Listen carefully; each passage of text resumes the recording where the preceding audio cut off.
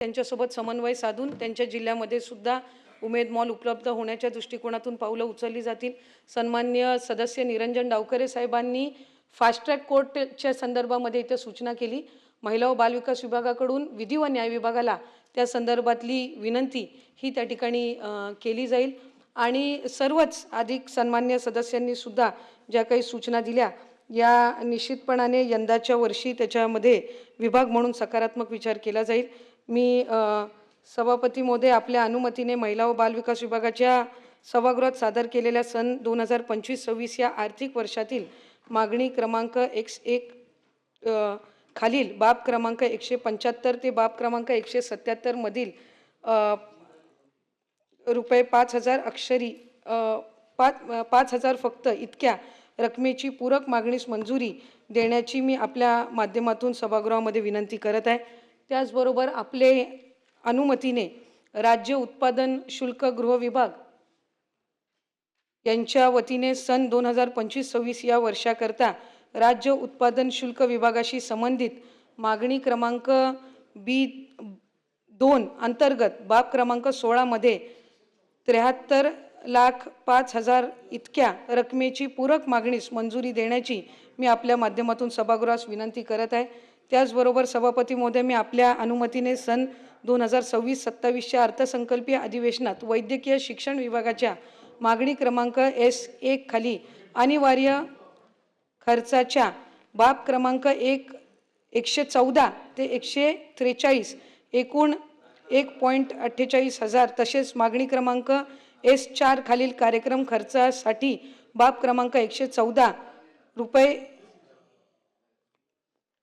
31.43.47 हजार असे एकूण पूरक मागणी क्रमांक S1 व S4 करिता इतक्या तरतुदीची पूरक मागणी मंजुरी करण्याची विनंती सन्मान्य सभागृहास करत आहे।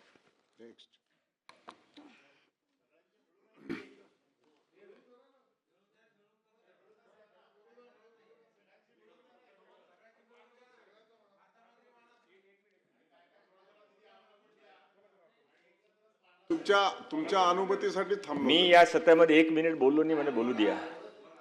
माननीय सभापति महोदय, सन 2025-26 आर्थिक वर्षाकरिता कौशल्य रोजगार उद्योजकता नवीनता विभाग मागणी क्रमांक ZA2 अंतर्गत मागणीत करण्यात आलेल्या अनिवार्य तरतुदी बाब क्रमांक 181 अनुसार 1,000 रुपये इतक्या रकमेची लाक्षणिक पूरक मागणी मंजूर करण्याची विनंती सभागृहास करीत आहे। अर्थमंत्री बोलतील आता सगळं सांगतो। तू काहीतरी एक ठरव, एकत्र बोलायचं की नाही ते एकदा सांगतो मी, काय त्याला काय। माननीय सभापती महोदय, मी विरोधी पक्षाचा आभारी आहे की त्यांनी एकत्रितपणे सर्व मागण्या मान्य करण्यासाठी सहमती दिली, त्यासाठी त्यांचा खूप आभारी आहे।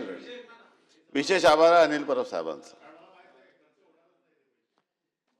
माननीय सभापती महोदय, मी आपल्या अनुमतीने सन 2025-26 या वर्षातील बाब क्रमांक 1 ते 193 मधील अनिवार्य कार्यक्रमावरील खर्चाकरता 11,955 कोटी 33,75,000 इतक्या रकमेची पुरवणी मागणी एकत्रित मंजूर करण्याची विनंती मी करत आहे। आणि सोबतच सर्व सन्माननीय सदस्यांनी जे मुद्दे उपस्थित केले, संबंधित मंत्र्यांनी 1 महिन्यात सर्व सन्माननीय सदस्यांनी याचं लेखी उत्तर पाठवावं, अशा पद्धतीची पाठवण्यात येईल अशा पद्धतीची सूचना करून आपण या पुरवणी मागण्या एकत्रितपणे मान्य कराव्या अशी मी आपल्यास विनंती करतो। सन 2025-2026 च्या पूरक मागण्यावर सभागृहाने विचार केला।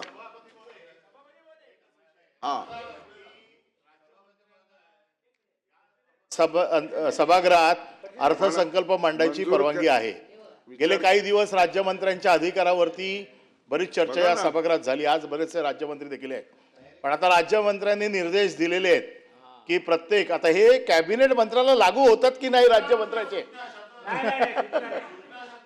त्याच्यामुळे हे लागू होतात की नाही सगळे हे देखील त्यांनी खुलासा केला पाहिजे। एकत्रितरित्या शासनाची भावना त्यांनी व्यक्त केली, त्यामुळे अडचण।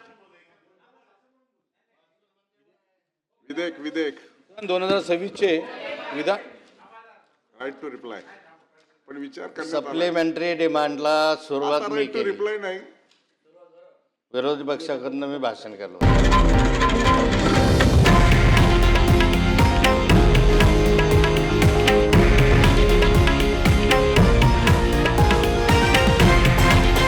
हे आहे देशातील नंबर 1 न्यूज नेटवर्क आणि आपण पाहत आहात TV9 मराठी, एकमेव.